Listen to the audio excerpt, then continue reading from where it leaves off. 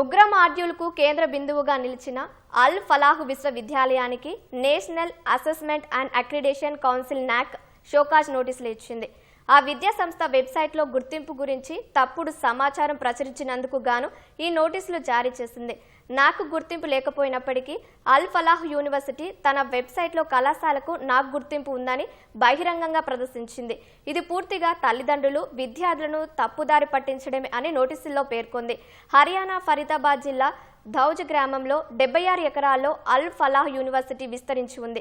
Haryana private యూనివర్సిటీల చట్టం కింద దీన్ని ఏర్పాటు చేశారు. 2013లో యూజీసీకి చెందిన నాక్ నుంచి ఏ గ్రేడ్ అందుకుందని జాతీయ మీడియా కథనాలు తెలిపాయి. తమది నాక్ గుర్తింపు పొందిన విద్యా సంస్థ అని యూనివర్సిటీ విడుదల చేసిన ప్రకటనలో కూడా యాజమాన్యం పేర్కొంది. ఈ పరిణామాల వేళ ఆ విశ్వవిద్యాలయానికి నాక్ నోటీసులు ఇచ్చింది.